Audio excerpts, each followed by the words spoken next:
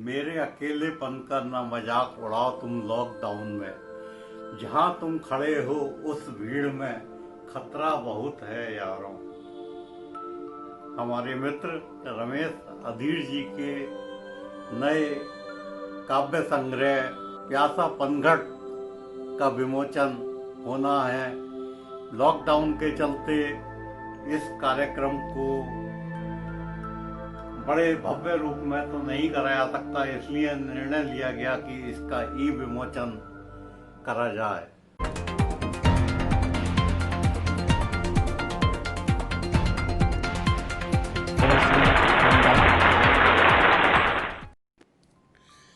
प्यासा पनघट 90 प्रबोधिकाओं का गजल संग्रह है, जिसमें श्रृंगारिक, आध्यात्मिक, सामाजिक, राष्ट्रीय व अन्य विषयों को छुआ गया है। चंदौसी में जन्मे श्री अधीर जी भारतीय स्टेट बैंक से सेवानिवृत्ति के तदुपरांत साहित्य सृजन में पूर्ण लगन से जुट गए। 2003 में रामकथा सुखसार के बाद आज प्यासा पनघट का ई विमोचन हो रहा है। इसके अलावा शीघ्र ही उनके अनेक संग्रह आपके हाथों में होंगे। प्यासा पनघट अमेजॉन व फ्लिपकार्ट पर भी सहज उपलब्ध है। एक अपने बचपन के अनुभव पर आधारित प्रबोधिका लिख गई है। देखें कि याद मुझे आते हैं अक्सर बचपन वाले दिन, रह रह कर चुभते हैं मन में भोलेपन के दिन। कैसे भूलूंगा मैं चाबुक रिश्तेदारी के, जिसने देख कर ही भी मेरी घाव दिया। और आज समझ आया है तब मैं कितना भोला था, समझ रहा था हीरा जिनको थे नकली जरकिन, और मुझको पल पल छलने वाले मेरे अपने थे। नहीं चाहता नफरत करना फिर भी आती घिन, और दूर रहे हैं आज तलक जो सांसों में घुलकर, दूर रहे हैं आज तलक जो सांसों में घुलकर। जी लूंगा अब किसी तरह से मैं भी उनके बिन, जी लूंगा अब किसी तरह से मैं भी उनके बिन। याद मुझे आते हैं अक्सर बचपन वाले। रमेश अधीर के प्यासा पनघट गजल संग्रह से प्रकाशित होने पर मैं उन्हें हार्दिक बधाई देती हूँ। मन की बात में कवि ने स्वयं स्वीकारा है कि जहाँ तक इस संग्रह की भाषा का सवाल है, मैंने भी अपनी गजलों को किसी भाषा विशेष की जंजीरों में न बांधते हुए आपकी अपनी मिश्रित भाषा शैली में व्यक्त करके आपके अंतर से उतारने की आत्मिक कोशिश की है, अर्थात गजलों को आम बोलचाल की भाषा में प्रस्तुत किया है। मुझे ये कहते हुए बहुत ही हर्ष और गर्व का अनुभव हो रहा है कि हमारे मित्र हर दिल अजीज़ श्री रमेश अधीर जी का गज़ल संग्रह अभी फ़िलहाल में ही प्रकाशित हुआ है। इसका नाम है प्यासा पनघट। आप देखिए। श्री रमेश अधीर जी का काव्य संग्रह प्यासा पनघट मुझे कल मिला। कविवर रमेश अधीर जी द्वारा सर्जित गजल संग्रह प्यासा पनघट मुझे प्राप्त हुआ है।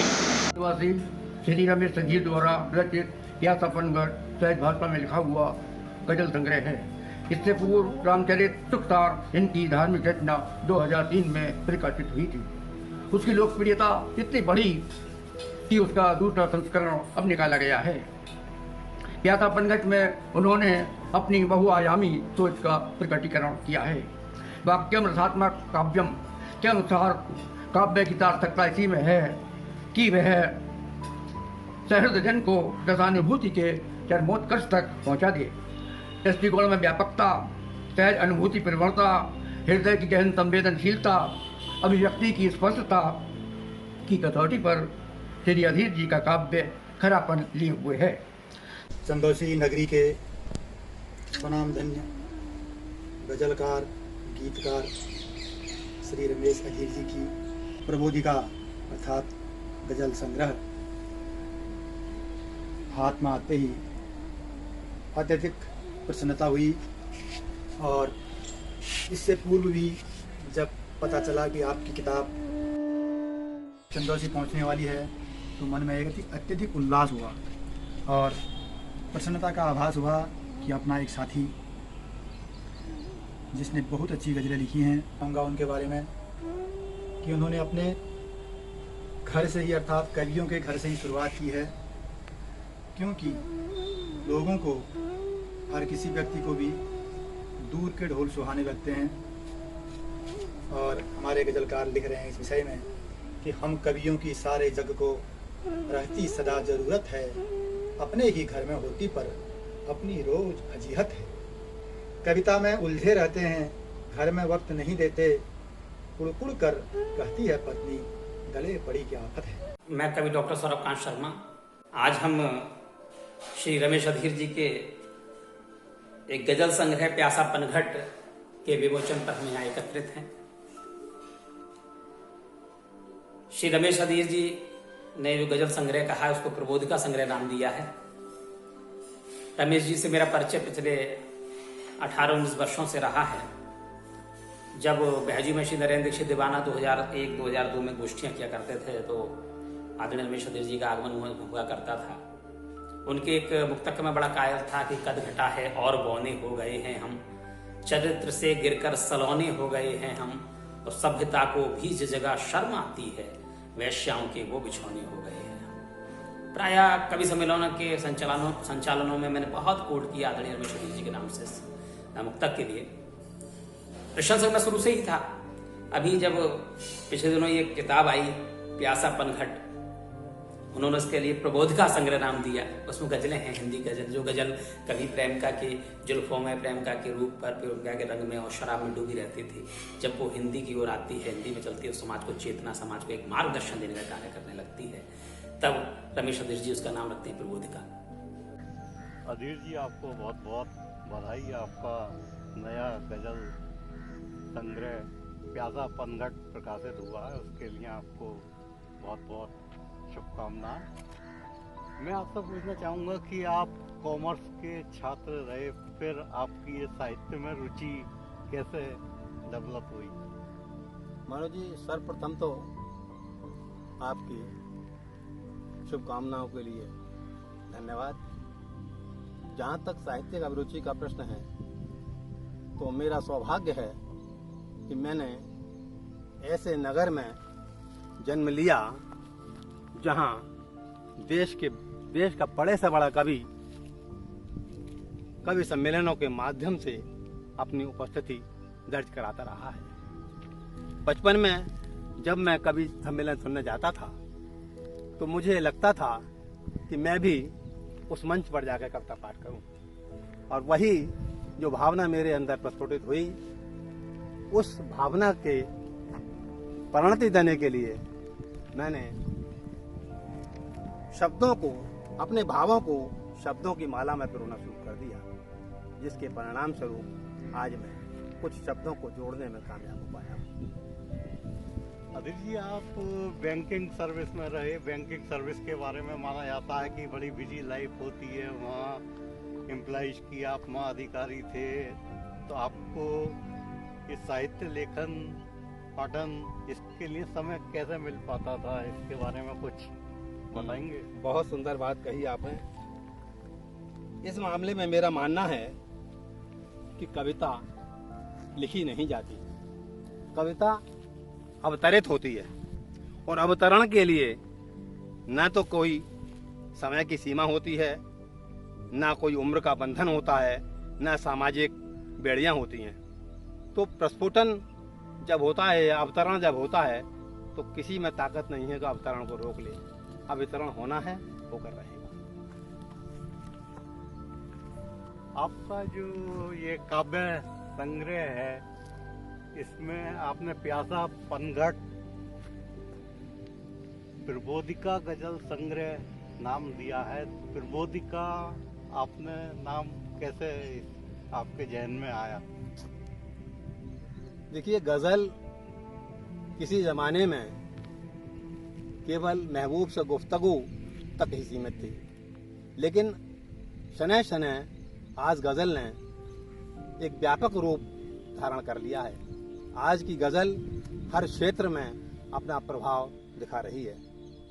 मुझे लगा क्योंकि आज की गजल एक मनोरंजन के साथ साथ शिक्षा दे रही है, सामाजिक चेतावनी दे रही है, समाज में एक जागरण पैदा कर रही है, प्रबोधन पैदा कर रही है। और चूंकि ये प्रबोधन का कार्य भली भांति कर रही है तो मुझे महसूस हुआ कि इसे क्यों ना प्रबोधिका का नाम दिया जाए।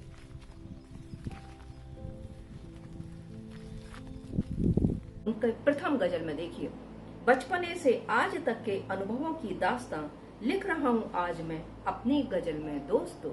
प्रधान प्रबोधिकाओं में की प्रथम गजल में आज के मानव के एकाकीपन के बहुत सुंदर अभिव्यक्ति है। सूर्य की माफिक तपिश में जल रहा हूँ मैं, भीड़ में रहकर अकेला चल रहा हूँ मैं। प्रधान प्रबोधिकाओं की एक गजल में ईश कृपा से सारे संकट टल जाते हैं। कितनी सुंदर अभिव्यक्ति है। नहीं कष्ट है नहीं शिकायत कोई मुझको दुनिया से, जब से अपने जीवन का हर पन्ना प्रभु के नाम किया। उसके बाद श्रृंगारिक गजलें, शीर्षक में श्रृंगार प्रधान गजलें बहुत सुंदर हैं। एक गजल है मोहब्बत है अगर सच्ची समझ लेंगे इशारों में। इसमें स्वाभाविक अलंकार योजना में श्रृंगार भाव का एक अच्छा चित्र कवि ने उभारा है।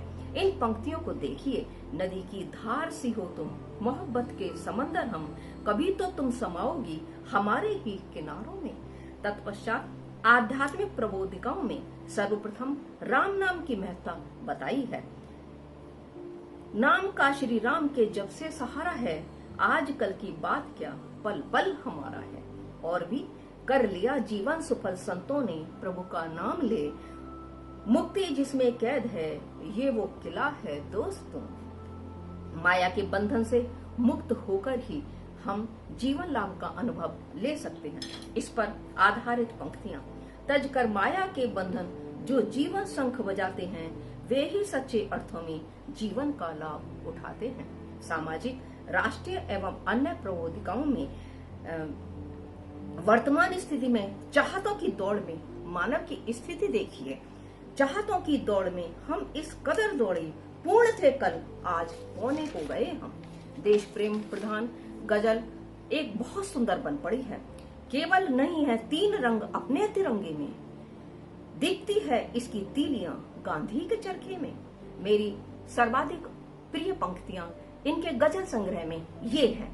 गर जिंदगी भर भी लिखूं तो लिख नहीं सकता, खूबियां इतनी हैं मेरे देश के सवेरे में। नई क्रांति के उद्घोष पर आधारित गजल बहुत सुंदर बन पड़ी है। हो रहा बर्बाद है गुलशन गुलाब का, वक्त फिर से आ गया है इनकलाब का। निष्कर्षतः मेरा विश्वास है कि इनका ये गजल संग्रह एक जन जागरण की भूमिका निभाएगा। रमेश अधीर जी ने साहित्य को एक नए शब्द से परिचित कराया है। ये गजलें, ये प्रबोधिकाएं रमेश अधीर जी के कृतित्व और व्यक्तित्व पर प्रकाश डालती है। ज्यादातर रचनाओं में जीवन के प्रति उनका जो भाव है, जीवन के प्रति जो उनकी सोच है, वो उन्होंने कोशिश की है कि प्रदर्शित है। सभी प्रबोधिकाएं बहुत खूबसूरती से कही गई हैं और हर रचना एक मध्यम वर्गीय व्यक्ति के अनुभवों को प्रदर्शित करती है। इस संग्रह की एक विशेषता यह है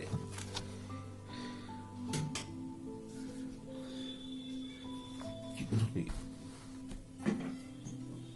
जमीन से आसमान तक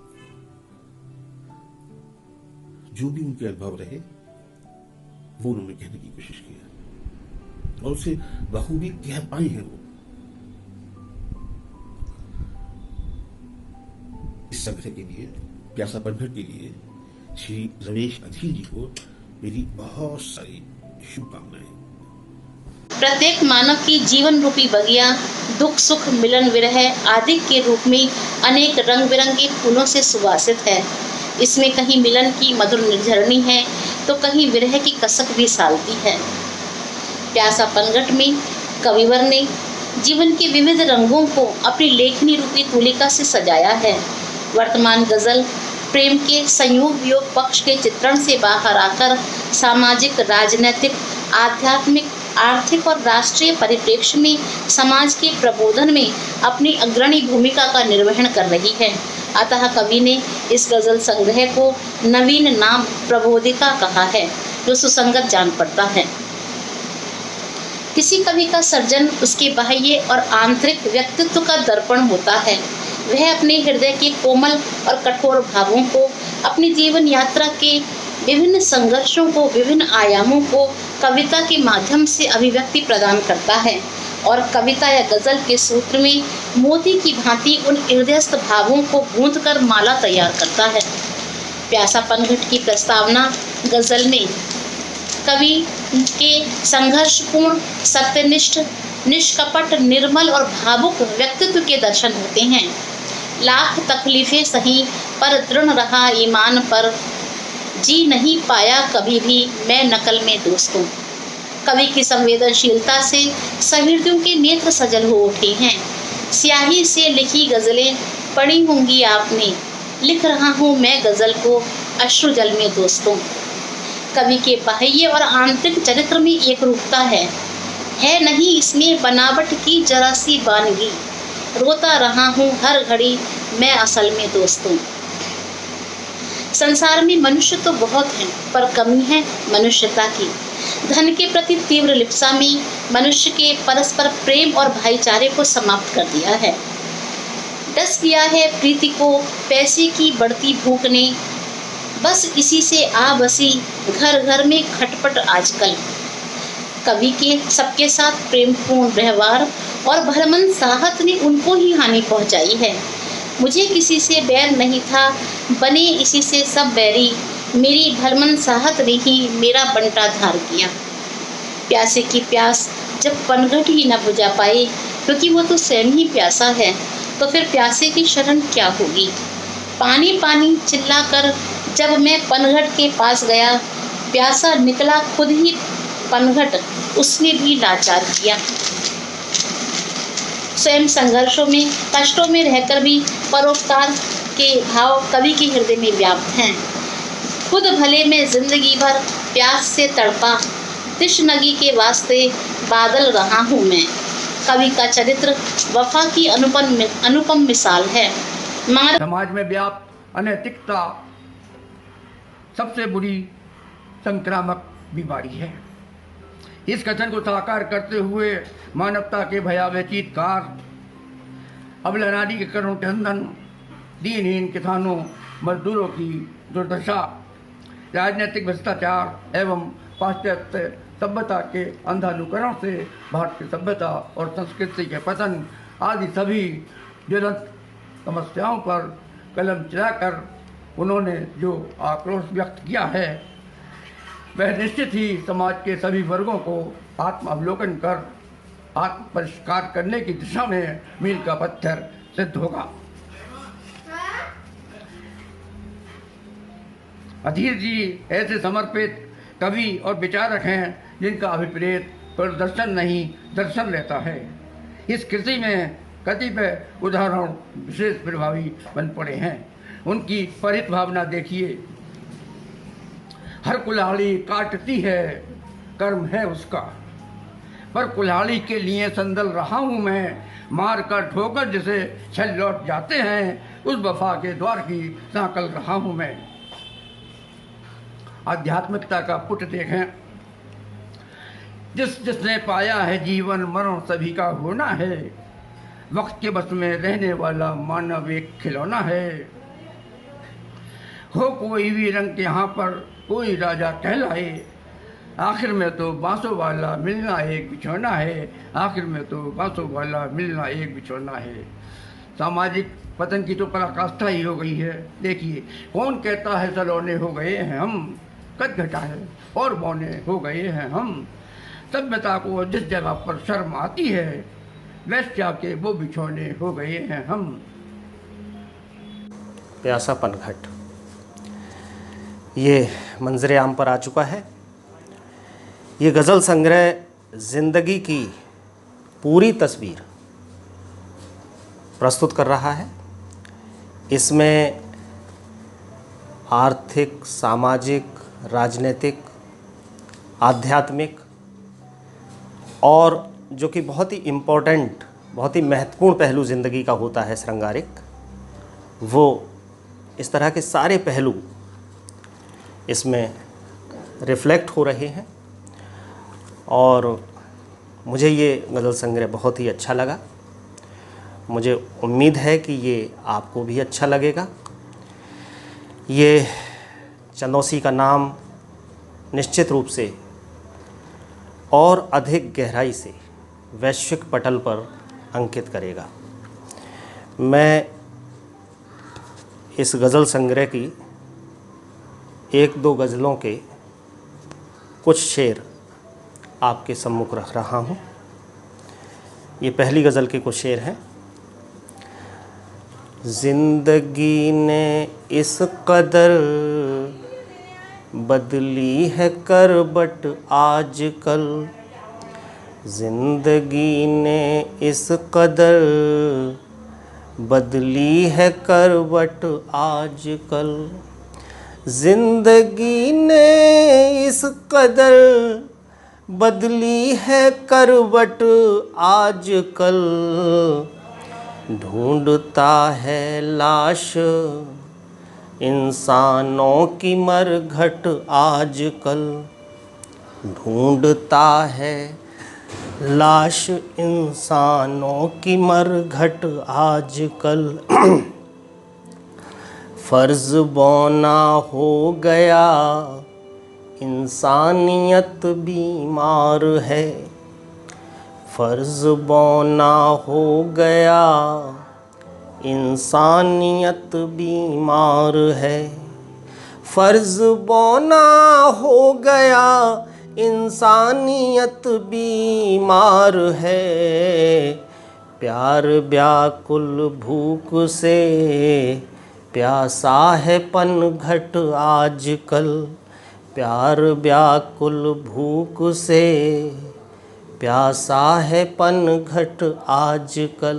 एक सर्वप्रथम अपनी प्रथम कृति सरल रामायण श्री राम कथा सुखसागर के माध्यम से नगरवासियों में राम नाम के आध्यात्मिक प्रकाश को प्रसारित करने वाले सरल, सहज, स्वभावी साहित्यकार बंधु आदरणीय रमेश अधीर जी को मैं doctor Rita Singh, assistant professor NKBMG college Chandausi से उनकी इस द्वितीय कृति प्यासा पनघट के लिए हार्दिक बधाई प्रेषित करती हूँ। प्यासा पनघट हिंदी गज़ल संग्रह जिसे अधीर जी ने प्रबोधिका का नाम दिया है, अवश्य ही पाठकों की साहित्यिक प्यास को मिटाने में सफल होगी, ऐसा मैं विश्वास करती हूँ। अधीर जी, क्या इससे पहले भी आपका कोई गज़ल संग्रह प्रकाशित हो चुका है? हाँ, वर्ष 2003 में राम कथा सुखसार के नाम से एक सरल रामायण आ चुकी है, जिसे लोगों ने काफ़ी पसंद किया और लगभग 6 वर्षों से मैं प्रयासरत हूँ उसका दूसरा संस्करण लाने के लिए, लेकिन बैंकिंग लाइफ में बिजी होने के कारण मैं वो नहीं ला पाया। अब 2020 में उसका दूसरा संस्करण आया है। अधीर जी, क्या निकट भविष्य में आपका कोई और काव्य संग्रह प्रकाशित होने जाएगा? हाँ, बहुत शीघ्र ही 2 पुस्तकें आपके हाथ में आने वाली हैं। एक काव्य संग्रह है और दूसरा हनुमान गाथा, जिसमें हनुमान जी का पूरा चरित्र हनुमान जी की प्रेरणा से संभव हो पाया है, वो आपके हाथ में आने वाला है। अधीर जी, आखिर में एक क्वेश्चन मैं और पूछना चाहूँगा कि जितने भी साहित्यकार उठते हैं, जब वो थोड़ा सा ऊपर उठते हैं, लिखते हैं, तो वो अपने आप को प्रतिस्थापित करने के लिए किसी न किसी को अपना उस्ताद बनाते हैं, मतलब किसी की शागिर्दी में रहते हैं। जो अपनी कविताएं या पठन पाठन लिखते हैं, वो किसी को दिखाते हैं कि मैंने सही लिखा है ना लिख। क्या आपने भी किसी को, अपना वरिष्ठ कवि को अपना उस्ताद बनाया? बहुत बढ़िया बात आपने पूछी मनोज जी। मुझ में कभी भी इतनी समझ विकसित नहीं हो पाई कि मैं सांसारिक लोगों में किसी गुरु को चुन पाऊं,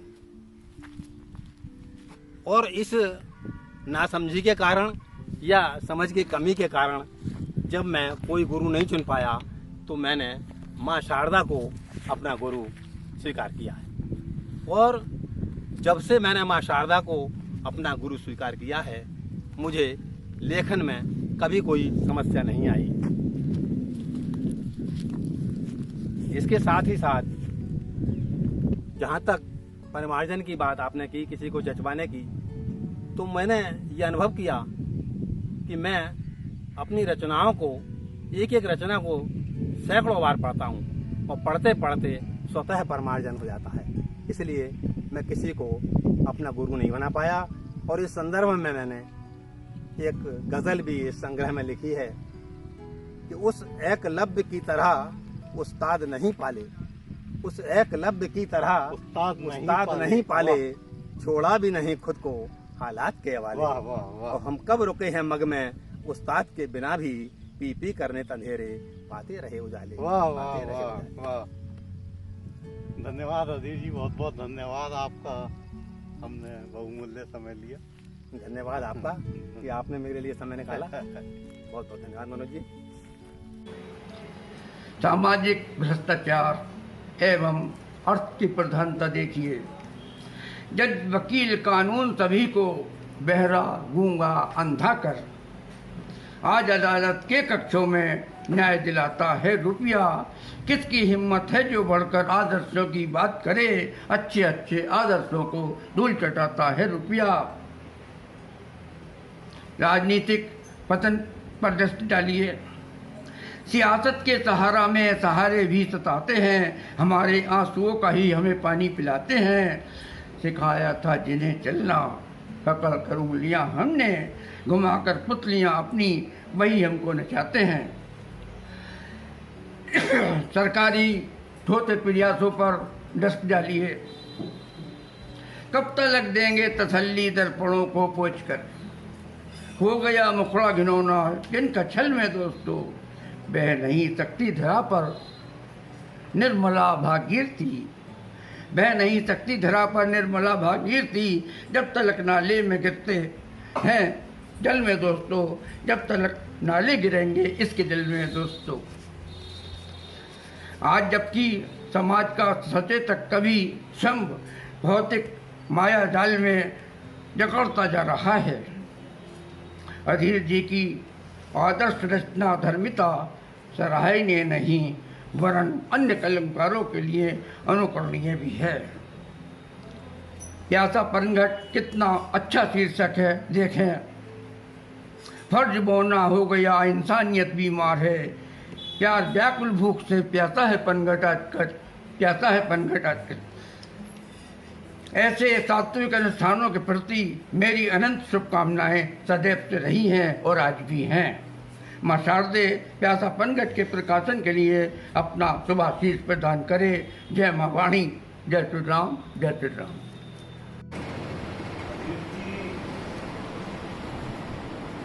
गजल संग्रह का शब्द जहन में आते ही उर्दू शब्द से ऐसा लगता है कि ये उर्दू की गजल होगी। क्या आपने अपने इस संग्रह में उर्दू के शब्दों का प्रयोग किया है? जी देखिए, जहाँ तक भाषा का सवाल है तो हम जिस संस्कृति में रहते हैं और जीते हैं वो हिंदुस्तानी के नाम से जानी जाती है। और जहाँ हिंदुस्तानी शब्द आ जाता है वहाँ उर्दू, फारसी, हिंदी ये कुछ महत्व नहीं रखती, सब मिली जुली भाषा का प्रयोग किया जाता है। स्वाभाविक रूप से ही मेरी गज़लों में, मेरी प्रबोधिकाओं में भी उर्दू फारसी के बहुत से शब्द आए और मैंने उन्हें उनके मूल रूप में लिखने की कोशिश की। तो ये कहना कि गज़ल केवल उर्दू तक थी, आपका बिल्कुल सच है। किसी ज़माने में गज़ल उर्दू तक सीमित थी, लेकिन जहाँ तक मैं समझता हूँ कई बार दुष्यंत के समय से गज़ल ने अपना रंग ढंग बदला और गज़ल हिंदी में प्रचलित था। क्या होगा दुष्यंत? क्या आप साहित्य में लिखने में दुष्यंत जी के गजल से प्रभावित हुए हैं? दुष्यंत जी ने अपने अल्प जीवन काल में जो कुछ भी लिखा है बहुत श्रेष्ठ लिखा है, और मैं नहीं मानता, मैं ही नहीं, कोई भी कवि या शायर ऐसा हो जो दुष्यंत जी की शायरी से प्रभावित ना हो, ऐसा नहीं हो सकता।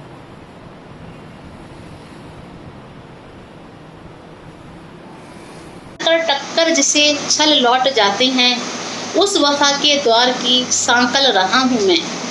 सामाजिक कलुषता और दूषित मनोवृत्ति को दूर करने के लिए कवि प्रयासरत है, पर यह सामूहिक प्रयास से ही संभव है। बह नहीं सकती धरा पर निर्मला भागीरथी, जब तलक नाले गिरेंगे इसके जल में दोस्तों। आध्यात्मिक स्तर पर कवि का प्रत्येक कर्म परमात्मा को समर्पित है। नहीं कष्ट है, नहीं शिकायत कोई मुझको दुनिया से, जब से अपने जीवन का हर पन्ना प्रभु के नाम किया। यह गजल नहीं, कवि का दर्द और आंसू ही साक्षात शब्द का रूप धारण किए हुए हैं। दर्द ने अनुरक्त आंखों को बनाया है सजल, इसलिए ही अश्क मेरे कह रहे हैं जिंदा गजल। सामाजिक चित्रण पर कवि की सूक्ष्म दृष्टि है। धनहीन व्यक्ति के सब संबंधी उससे विमुख हो जाते हैं। इस कटु सत्य को कवि ने अपनी लेखनी से चित्रित किया है। कैसे भूलूंगा मैं चाबुक रिश्तेदारी के, जिसने देख गरीबी मेरी घाव दिए अनगिन। मंदिर मस्जिद गुरुद्वारों को धार्मिक फसाद की जगह बताकर एक कटु सत्य को कवि ने उजागर किया है। कहने को तो मंदिर मस्जिद गिरजे अरु गुरुद्वारे हैं, पर सच ये है सबकी सब ये झगड़ों की खलियाने हैं। वर्तमान ज्वलन समस्या किसानों की आत्महत्या को चित्रित करते हुए कवि का हृदय आहत है। दिल दुखता है अखबारों में ये खबरें पढ़कर, भूखा मर जाता है वो जो अन्न उगाता है। कवि ने कोमल भावनाओं द्वारा श्रृंगार के संयोग और वियोग पक्ष को भी अपनी लेखनी का विषय बनाया है। प्रेम में चित्त की व्याकुलता का एक दृश्य देखिए। ख्वाबों में जब से लगे आप आने, दुनिया का मौसम बदलने लगा है। छल से युक्त दुनिया में अपनी वफा की कुछ इस प्रकार मनुहार उठाई है। इस रंग बिरंगी दुनिया में तुम अगर भरोसा कर पाओ, एक सच्चा साथी बनने की मैं करता हूँ मनुहार प्रिय। जगत की नश्वरता की ओर कवि की चेतना जागृत है। धन के कारण भाइयों के परस्पर वैमनस्य से कवि हृदय आहत है। मनुष्य के बाहरी वेशभूषा से उसके आंतरिक जीवन मूल्यों का आकलन नहीं किया जा सकता है। राष्ट्रीय जनजागरण के विषयों पर भी कवि की कलम अछूती नहीं रही। जीवन और समाज का एक भी क्षेत्र और पक्ष ऐसा नहीं है जिसको कविवर अधीर जी ने अपनी भावपूर्ण जादुई लेखनी से जीवंत न कर दिया हो। कवि पर चित्रान्वेषण में तत्पर न होकर स्वयं मूल्यांकन कर आत्म परिष्कार की दृष्टि रखते हैं। परिणाम पर जब जब भी है गौर किया हमने, अपनी ही कमी निकली जब जब हम हारे हैं। प्यासा पनघट में वह जीवन मूल्य समाहित हैं जो समाज को, राष्ट्र को एक नवीन दिशा प्रदान करने में सहायक होंगे। कविवर को हृदय से आभार प्रकट करती हुई मैं अपनी वाणी को विराम देती हूँ। धन्यवाद। विभिन्न हिंदी के गजलकारों ने, जिसको उर्दू में गजल गो कहा जाता है, उन्होंने हिंदी में जब वो आए तो हिंदी में विभिन्न नाम दिया। आदरणीय नीरज जिसको गीत का कहते थे, उसी प्रकार से चूंकि चेतावनी का काम भी गजल करती है, कविता करती है, तो गजलों का नाम प्रबोधिका रखा है। मैं देख रहा हूँ कि प्यासा पनघट में बहुत अच्छी अच्छी गजलें, बहुत अच्छे अच्छे शेर हुए हैं। कहीं अधीर जी कहते हैं कि मार सकता था पलटकर बाजुओं में जान थी, मार सकता था पलटकर बाजुओं में जान थी, चुप रहा था इसलिए बस चूंकि मैं इंसान था, चुप रहा था इसलिए बस चूंकि मैं इंसान था। बहुत सारगर्भित बात। और देखें आप एक बहुत अच्छा शेर कहीं रमेश अधीर जी कहते हैं प्यासा पनघट में कि दूसरों के सुख सदा ही सालते रहते हमें। किस तरीके से बात करने की कोशिश की है कि दूसरों के सुख सदा ही सालते रहते हमें, अपने दुख से हम दुखी होते कहाँ हैं आजकल, अपने दुख से हम दुखी होते कहाँ हैं आजकल। बहुत ही शानदार ये किताब बन पड़ी है, बहुत अच्छी एक पुस्तक प्यासा पनघट। आप अनुरोध आप जरूर उसको पढ़िएगा। इसकी एक गजल मुझे बहुत अच्छी लगी, मैं उसको गुनगुनाने की कोशिश करता हूँ, कुछ शेर कि हवा के साथ चल देते अगर हम बुलबुले होते, सभी को रास आ जाते अगर हम चुटकुले होते, कभी सबको हंसा देते कभी खुद गुदगुदा लेते, अगर हम भी किसी जोकर की माफिक चुलबुले होते, अगर हम भी किसी जोकर की माफिक चुलबुले होते। और देखें शेर क्या सुंदर कहा कि बिना पंखों के उड़ जाते जहां के आसमानों में, बिना पंखों के उड़ जाते जहां के आसमानों में, हमारे हौसले भी गर सिकंदर से खुले होते, हमारे हौसले भी गर सिकंदर से खुले होते। और क्या क्या सुंदर शेर है कि छू छू कर के कर देती हमें बीमारी ये दुनिया। ये तो शायद शेर तो बहुत पहले कहा गया होगा, लेकिन आज कोरोना काल में भी सटीक बैठता है साहब कि छू छू कर के कर देती हमें बीमारी ये दुनिया, किसी नवजात जैसे ही अगर हम गुलगुले होते। ये सोशल डिस्टेंसिंग की बात है चल रही है यहाँ पर, आप ध्यान रखें कि दूर रहें, इन्फेक्शन बहुत जल्दी है। इम्यूनिटी सिस्टम जो है, इम्यूनिटी सिस्टम को हमारा बढ़िया रहना चाहिए कि छू छू कर के कर देती हमें बीमारी ये दुनिया, किसी नवजात जैसे ही अगर हम गुलगुले होते। और कहा कि तड़पते जहर पी पी कर वहां की मछलियों जैसे, तड़पते जहर पी पी कर वहां की मछलियों जैसे, किसी तालाब के जल में अगर हम भी घुले होते, किसी तालाब के जल में अगर हम भी घुले होते, हवा के साथ चल देते अगर हम बुलबुले होते। बहुत शानदार एक पुस्तक बन पड़ी है। मेरी बहुत बहुत शुभकामनाएं आदरणीय रमेश अधीर जी के लिए। मुझसे बड़े हैं, उनको प्रणाम करता हूं और आप सभी को प्रणाम करता हूं। धन्यवाद। जय हिंद, जय भारत। छिन गया सुख चैन तन का, मन मशीनी हो गया।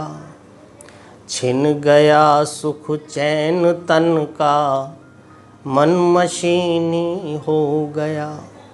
छिन गया सुख चैन तन का, मन मशीनी हो गया। चाहता हर आदमी हर काम झटपट आजकल, चाहता हर आदमी हर काम झटपट आजकल। एक गज़ल के शेर और देख लें। गज़ल नंबर 3 है ये लगता है दिल अब धड़कने लगा है, ये लगता है दिल अब धड़कने लगा है। ये लगता है दिल अब धड़कने लगा है, ये राहे मोहब्बत में बढ़ने लगा है, ये राहे मोहब्बत में बढ़ने लगा है। शेर देखें। धड़कते दिलों की बढ़ाने को धड़कन, धड़कते दिलों की बढ़ाने को धड़कन, धड़कते दिलों की बढ़ाने को धड़कन, ये आंचल तुम्हारा भी उड़ने लगा है, ये आंचल तुम्हारा भी उड़ने लगा है। अगला शेर देखें। करूं अब मैं कैसे गुजारा अकेले, करूं अब मैं कैसे गुजारा अकेले, करूं अब मैं कैसे गुजारा अकेले, तुम्हारा न होना खटकने लगा है, तुम्हारा न होना खटकने लगा है। और इसका आखिरी शेर है। हाँ देखा है जब से ये मुखड़ा तुम्हारा, हाँ देखा है जब से ये मुखड़ा तुम्हारा, हाँ देखा है जब से ये मुखड़ा तुम्हारा, अमावस में चंदा चमकने लगा है, अमावस में चंदा चमकने लगा है। धन्यवाद, बहुत बहुत शुक्रिया। तक के प्रारंभ में मन की बात में लेखक ने प्रबोधिका शब्द को बड़ी सुंदर तर्कों के साथ समझाने का प्रयत्न किया है कि आज गज़ल का यह हिंदी स्वरूप समाज के सभी वर्गों का हित साधने के लिए प्रबोधन या जन जागरण की भूमिका का निर्वहन कर रहा है। इस प्रबोधिका संग्रह में की गज़लों में आध्यात्मिक, सामाजिक, राजनीतिक जन चेतना के साथ साथ श्रृंगार भी है और ज़िंदगी के खूबसूरत अनुभवों का सार भी समाहित है। मधुर भावों से सजी भाषा व शिल्प के सौंदर्य को लिए जीवन के अनेक रंगों में रंगे इस प्रबोधिका गज़ल संग्रह की सफलता की मैं हृदय से कामना करती हूँ। व आदरणीय भाई रमेश अधीर जी को उनके इस प्रयास के लिए बधाई देती हूँ।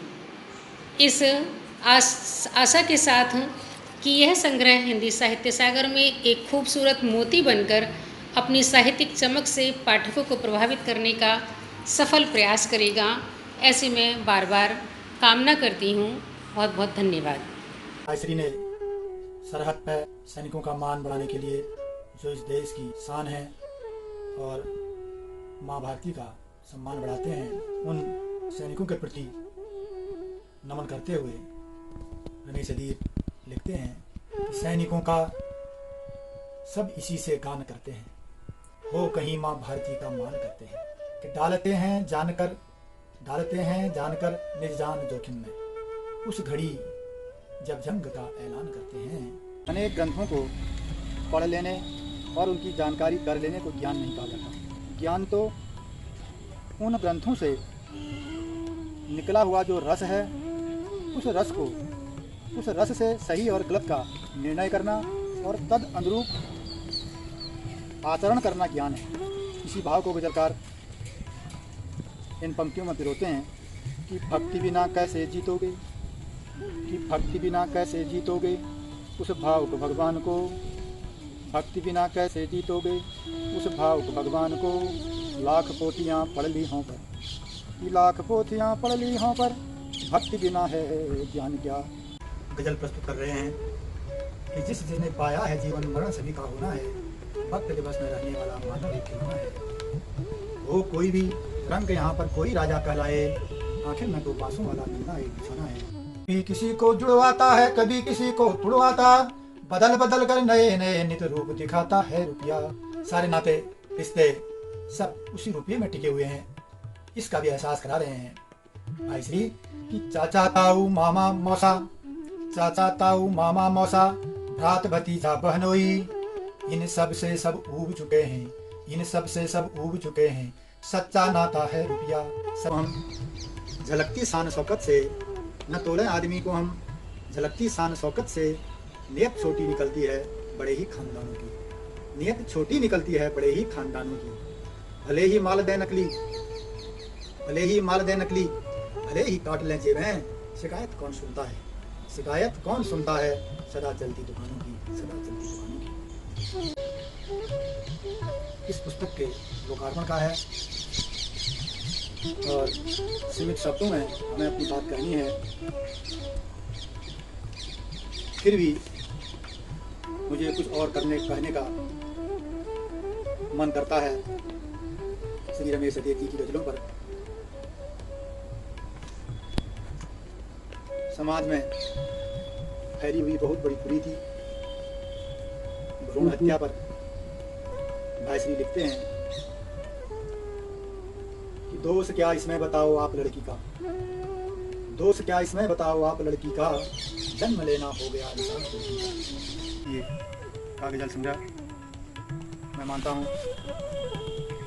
श्रेष्ठ साहित्यकारों के कदमों से होकर के गुजरेगा और अपनी अपनी तरह से इसकी समीक्षाएँ होंगी। मेरी भी भाईश्री के साथ ये शुभकामना है कि आपका यह गजल संग्रह साहित्य में शीर्षस्थ स्थान प्राप्त करे। इन्हीं शुभकामनाओं के साथ मैं भाईश्री के धन्यवाद ज्ञापित करता हूँ उनके इस सब कार्य के लिए। वे आगे बढ़ते रहें और अनेक संग्रह उनके निकलें, ऐसी मेरी शुभकामनाएं हैं।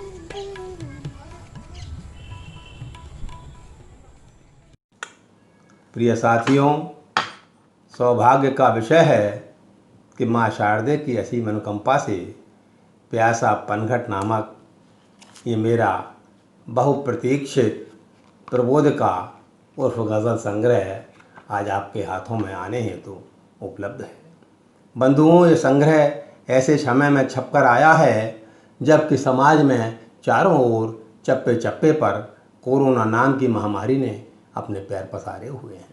ऐसी परिस्थिति में इस संग्रह का विधिवत लोकार्पण संभव नहीं हो पाया है।